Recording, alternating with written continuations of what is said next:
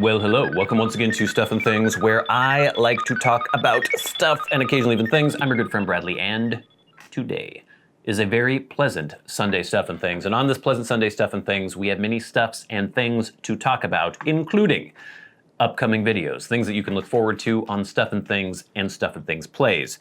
We will get into recent videos, things that maybe you missed on Stuff and Things that you should check out. We will talk about a very rough week that I experienced this last week, get into some things that occurred, some trials and tribulations that are, I guess, very minor in the scheme of things, but things that I had to work through. We will have a news story, and then, of course, your questions and hashtag askstuffandthings. You guys came through with those this week, and I appreciate it. So we have a lot to get through. Let's do it. All right, first of all, upcoming videos. I just recorded my review of Robert McConnell Scottish Cake.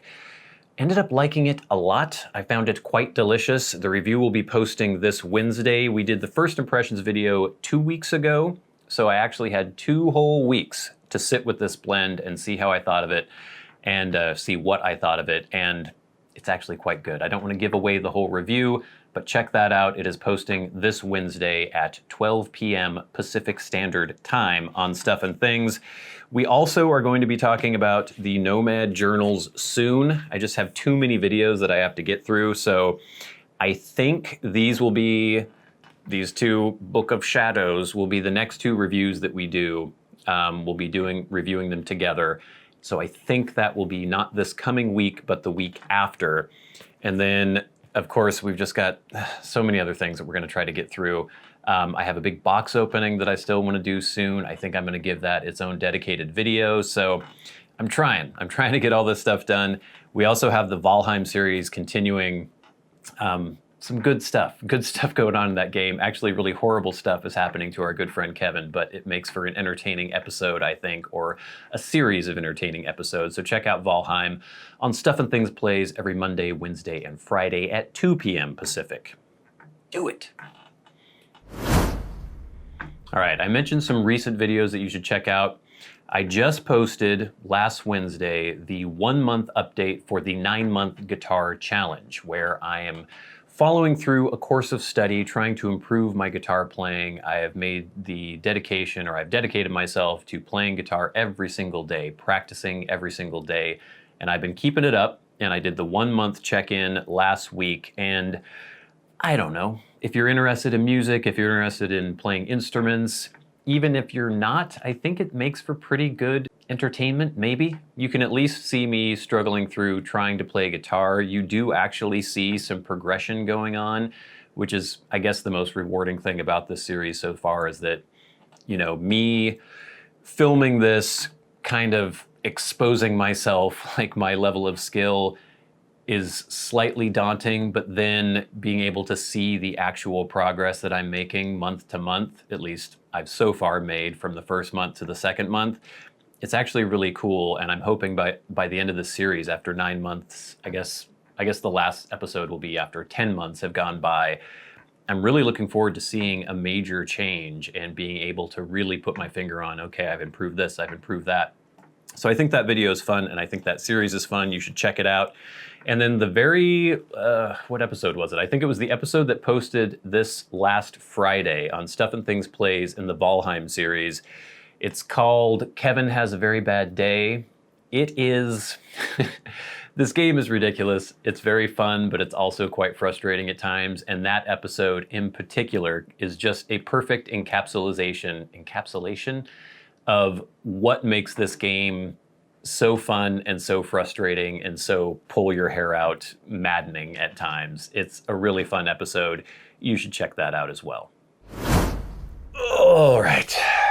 I mentioned having a bit of a rough week, and whenever I talk about any trials and tribulations in my own life, I always have to preface it by saying, I know, it's fine. I'm not really complaining. I'm just, you know, I'm telling you what's going on in my life. I know that so many other people in other parts of the world, or in this country too, have much worse things going on. So I'm not asking for sympathy or anything like that. They're just little frustrations, things that have gone on, and I wanted to tell you about them. So it was supposed to be Memorial Day weekend. I mean, I guess it officially was Memorial Day weekend, but I was looking forward to having a 3-day weekend, having the Monday off. And during the weekend, on, I believe it was Sunday, I was looking online, seeing about getting vaccine appointments, because it's like, I want to do that eventually. I'd done a lot of research on which one I wanted and the pros and cons and all that good stuff. And I decided I wanted the J&J, the Johnson & Johnson vaccine. And I saw that it was available at a local grocery / drugstore here in town, and that we could get same-day appointments. And I thought, hey, that's a good idea. You know, if we get a little bit sick afterwards, we have the day off tomorrow, but I'm sure it won't be that big of a deal. So we went in, easy as pie, got the vaccine, and that whole day I was like, I'm not feeling anything. I think this is going to be fine. There was a little soreness at the injection site, but nothing too major. And Diamond, my fiance, was the same. Like, oh, this is great. Woke up the next morning and did not feel good. I got the whole thing, the shivers, the aches, the joint pain. It felt like somebody had taken a broom handle and just like beaten my body everywhere with it.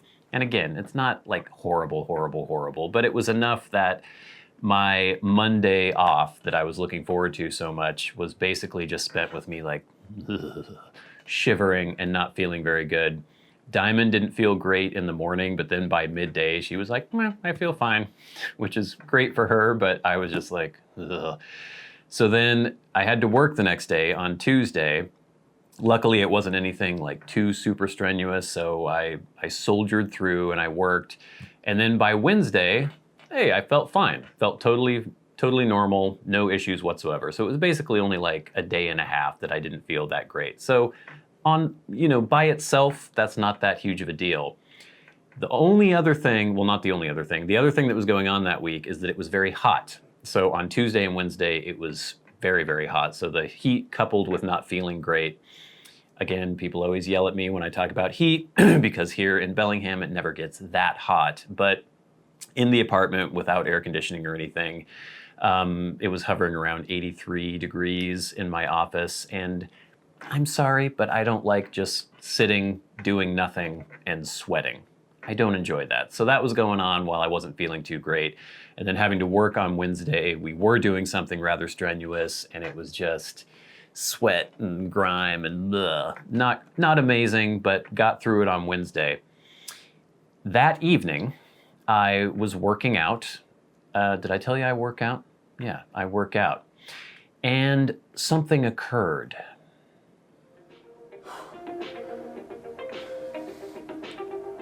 I was well into my typical workout routine, doing a variety of crunches and push-ups, and then working with the medicine ball. And I was just getting to the point where I was going to do my squats with the medicine ball when something happened. Yes, I re-injured my back. And this has been a nagging issue for me for over a decade. Like, I guess since my early 20s is when I first really injured it the first time. I injured it really badly that first time in my early 20s, and it's something that has just recurred and nagged at me over the years. Obviously, doing construction work, it's not good. It's not easy for your back, and so I try to do everything I can to, alleviate that. I try to squat instead of bend. I'm very careful with how I lift things, all that stuff. And for the last, I'd say, 2 years, almost 3 years, I hadn't had any major episodes. A lot of that, I'm going to say, is probably due to the fact that my fiance forces me to do yoga every single week or twice a week, and I think that really helps. So I hadn't had any issues whatsoever. I think I was getting sort of cavalier about it maybe, where I thought, maybe this is something that's just in the past, but I really re-aggravated it. And I don't know, if you've never experienced chronic back pain, giving birth, chronic back pain, I don't know. It sucks. It sucks a lot. It's basically like you have the horrible, sharp, like, I'm gonna die, interspersed with just constant dull ache. And then you'll sort of move and you'll get the horrible burst of just excruciating pain. It's sort of like, I was trying to think of how to describe it, but I'm imagining my midsection sort of bisected or cut in half where, like, let's say my pelvis and legs are here, and then here is like my torso. And it's like two pieces of glass sort of sliding over each other, and it feels kind of like that. And then occasionally, like, I don't know, this analogy isn't working too well, but maybe like grit or rocks get thrown into these two planes of glass moving over each other, and then it's like this horrible scraping. I don't know, but you could look in the mirror, or I could look in the mirror, and you could see my hips were all cocked over to the left side, and they're not great right now. I'm much better than I was a few days ago. And like, if you looked at me from the back, like everything was just shifted and weird. And it was excruciatingly painful that night when I was sleeping, just trying to get in any sort of position I could where I wasn't in pain. I would be asleep, and then I would start trying to roll over or something. And just the act of like rolling and having my spine moving my legs would force me to wake up, and I'd just be like, oh, trying not to yell out and wake up my fiance. It was not good. I worked the next day. We weren't doing anything like super strenuous again. It was sort of site cleanup and like light setup of another thing that we were working on. I knew that the day after that was going to be something very strenuous, so I was able to take that day off. So Friday I spent all day just like with my foam roller, trying to work on it, doing stretches, doing walks, because it's actually kind of worse to just be completely immobile because it sort of freezes up. So I've been trying to walk around on it, trying to do stretches, using heat pads, all that stuff. Did some light yoga last night as well. So it's getting there. It's getting better. I'm hoping that by the time next week comes around on Monday, we are doing a big pour again, and I need to not be in horrible, excruciating pain. So hopefully that will be the case on Monday. But yeah, not a great week. I basically had one day where there wasn't something wrong, and even on that day, it was way too hot, and I was sweating way too much. So, not amazing. Oh, we have a news story.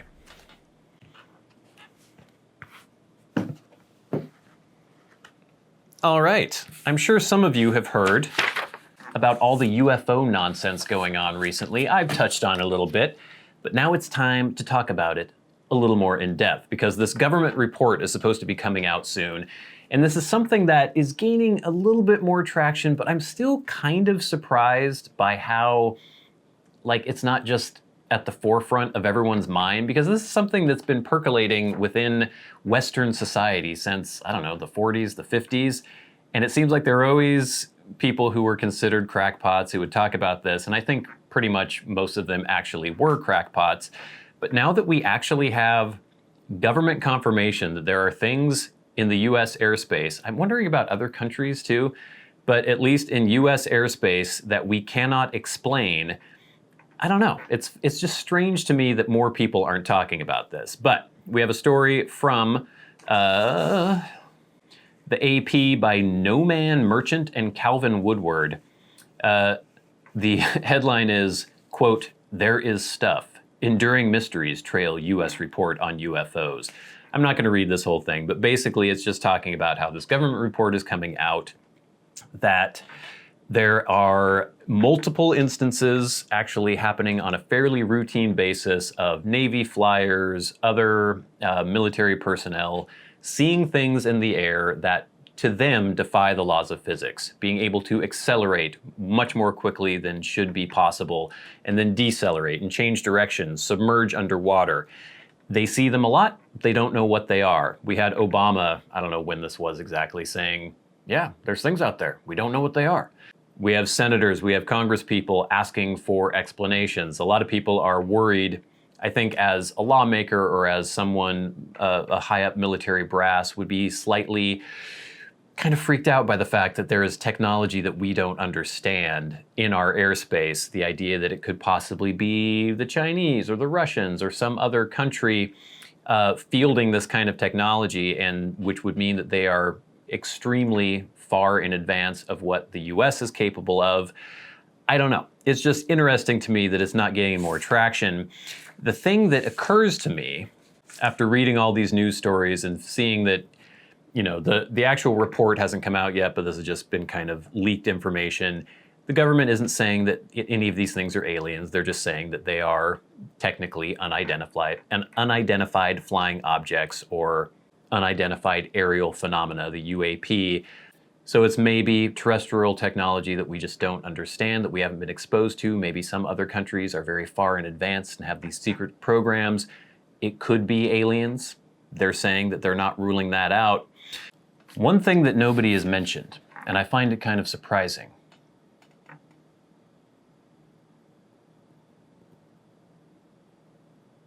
Star Wars.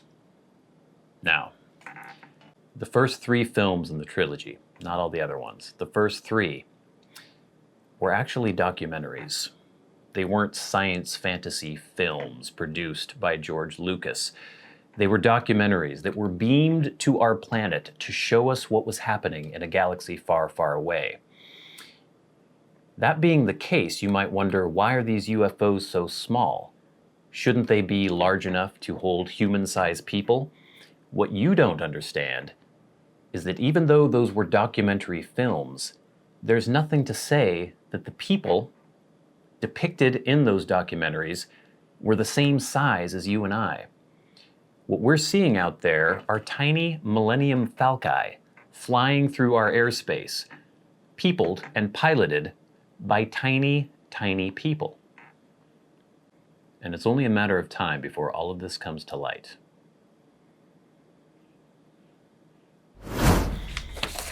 All right, I asked for your questions last week and you guys came through. Remember, if you have questions for me and you would like them answered on the Sunday Stuff and Things, tweet at @SATBradley with hashtag askstuffandthings, and I will do my best to answer you on the next Sunday Stuff and Things. Also, if you are a Patreon supporter, you can write to me on there and I will get back to you, or you can leave YouTube comments with your questions and I will try to weed through those to get to the good ones. So, we have one question via Patreon from Matt Marino. Matt says, "Hey Bradley, I've been wondering about the ink on your arms." They are nice, but do they mean anything, and how long have you had them? This is a question that I've answered several times, but I don't expect everyone to go back and rewatch every single Sunday Stuff and Things, even though you should. But basically, they are Greek writing. They say stupid things. It was years ago when I got annoyed and started like trying to tattoo myself. And that didn't really work out too well. And so I basically wanted to cover it up. And I wanted it was like a pretentious way of saying kind of like the love and hate that people have on their knuckles. I had misanthropos and philanthropos. So basically someone who loves people, someone who doesn't love people. I did it in Greek because misanthrope is a Greek-derived word, and I just thought it would look a little less jarring than having misanthrope and philanthropist, tattooed on my forearms. So that's what those are. I'm not Greek. I don't speak Greek. I did do this font myself by looking at Greek letters. I sort of designed these myself. Anyway, that's the definitive answer to that question. I'm sure it will be asked again, but thank you, Matt, for being a Patreon supporter. Next, via Twitter, we have a question from Jason Hexeter Hunt at Hexeter. Jason says, "Hey Bradley, how thick are the pages in those Nomad journals? They would be awesome for role-playing games as a prop or character journal, something like that maybe. Hashtag askstuffandthings," and then also has the grumpy neighbor. No issues with the neighbor. Everything is good on that front. The pages, I don't know the exact weight, like 80 GSM or whatever, unless it says here somewhere. I don't think they do. There is no marking whatsoever. It's hard for me to say exactly, and I haven't gotten into actually putting these through their paces for the review. It seems as though just the way these pages are constructed that an ink or a fountain pen would maybe bleed through a bit, but we'll definitely test that. They're definitely kind of a rough surface to these pages. It reminds me almost of like watercolor paper, except maybe a little thinner, maybe a little rougher. So we'll see. But yes, your suggestion, anybody who's into like role-playing or things like that, these would be great props for that. They'd be great props for movies, doing little films. And then they'd work just as a normal journal as well. So we'll get into that when we do the review. Thank you for the question, Jason. Next from YouTube, Jamie Pratt says, how can I send you things? Well, thanks for the thought, Jamie. Nobody needs to send me anything, but it's much appreciated when people do. But don't do it. You don't have to do it, but thank you if you do it. There is a P.O. Box address in the About section of the YouTube page for Stuff and Things. I don't know if that comes up on the mobile version. You may have to check the desktop version, but it's basically P.O. Box 6007 in Bellingham, Washington. There is, see, this is one that I can't remember off the top of my head, but if somebody's trying to send me something via like FedEx or UPS, usually they won't send to a P.O. box, so there is a physical address version of that P.O. box. So just check the About section of the Stuff and Things YouTube channel, and you'll get all that information. Next, from Gong Healing for You. So I'm trying Peterson Royal Yacht, and I love, love, love the tin note. Do I smell plum? But when I use it, I don't get any of that. What am I doing wrong? That's just kind of typical of most aromatics to me. I often find that the tin aroma does not match the actual experience. And I definitely noticed that with Royal Yacht. That was with the old Dunhill version. I haven't tried the Peterson version, but I would expect it's similar. Thanks for the question, though. Next, from Gabriel Galawa. Love your channel, longtime subscriber. Have you ever had a new hobby or passion spring out of a seemingly unrelated hobby? Early into my pipe days, I would search for reviews of teas with various notes on YouTube. Then I stumbled upon people doing fragrance perfume reviews of scents that contained a tea note. That rabbit hole led me to collecting a vast quantity of fragrances. Have you experienced a similar situation? I think the closest I can come to that is just me being involved in doing the YouTube channel, doing videography, you know, even my rudimentary version of videography has led me to be interested in photography. And there was sort of a cross-pollination. I always add pollination, whatever. Where if you're looking up camera reviews for video, you'll often be getting into actual photography as well. And that sort of led to me being more interested in that, being able to use the lenses for the camera for videography and photography and the different ways that you can do that. I think that's the closest I can come to that sort of one hobby leading me into another hobby. And next, from Ashes of the Phoenix, we have a big slew of questions. I'm going to try to run through these as quickly as possible because we will be running out of battery soon. Here we go. Thank you, Ashes of the Phoenix, for all these questions. Hey Bradley, I got a Sunday Stuff and Things question for you. What's your favorite game you've played on SAT Plays? Probably Breath of the Wild. Also, how long have you been a gamer? I don't know if I could call myself a gamer, but I've played video games since I was a little kid. What's your favorite game of all time that you have ever played? Might be Breath of the Wild or Dark Souls. What was your first console? We had a weird old Atari 2600 from a garage sale. Or I think maybe from like a flea market or something. And do you prefer PC or console? I'd probably say PC, but you have to upgrade so often. I don't know. It's hard to say. Now, non-gamer questions. I have an issue with buying new shoes and boots. I wear them till they are just non-wearable. Do you have a time frame of when to buy new shoes and boots? I don't really have a time frame, but I don't just wear the same pair every single day. That's, you know, guaranteed you're going to wear out your shoes, especially nice leather shoes. You want to give them a little bit of rest every once in a while because they get wet and you want to dry them out. Use cedar shoe trees as well. That definitely helps. Personal question, if you don't mind. When's the big wedding day? We don't know yet. We have bands, but we don't know exactly when we're going to get married. COVID kind of pushed all those plans out the window. Also, do you like to go camping? I do, she doesn't. So we haven't gone together. How many mountains and lakes are in the Pacific Northwest to hang out and relax? Oh no, so much mountains and lakes here in the Pacific. Oh yes. There are lots of mountains, lots of lakes in the Pacific Northwest. Now, last but not least, are you interested in the paranormal? I know it's a touchy subject for the YouTube algorithms, but have you ever had any strange experiences and stories to tell? I hope that's enough questions for you from one subscriber for the next Sunday. Have a great Memorial weekend. Thanks, Bradley. Thank you so much, Ashes of the Phoenix, for all the questions. I have never had any experience that I could consider paranormal. I'm a fairly skeptical person, fairly into kind of very verifiable proof. And there's nothing that's ever happened to me that I just could not explain through natural phenomena and something that I would say it had to be paranormal. I'm not saying that that couldn't happen, but nothing personally for me. And now, gang, we gotta go quick. We have our $25 and up Patreon supporters we have to thank. That's the best part of the show. If you would like to support us on Patreon, there is a link in the description box below. But this week, we would like to thank our good friends, Kirk Crompton, Private Eye, Glenn, Jason Buckner, Jen O'Side, John Leone, Krisztian Kovacs, Joshua Jackson, Gloria Phillips, Ryan McFadin, Matt Marino, Joe Heaphy. Thank you so much. And the Maniacs, people like Peter Straub, Bob Magee, and David Gaudreau. Oh my lord. Okay, gang, thank you so much for watching. The battery is about to die at any moment. Please check out the review of Robert McConnell's Scottish Cake that's coming up this Wednesday.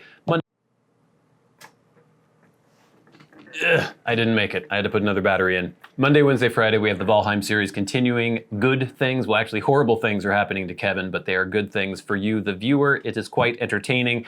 We will also have the Nomad reviews coming up soon. Many things. The truth is out there. Until next time, until we meet again, I've been your good friend Bradley. You've been the audience. This has been Stuff and Things on a pleasant Sunday. Stuff and Things. I'll see you later. Whew.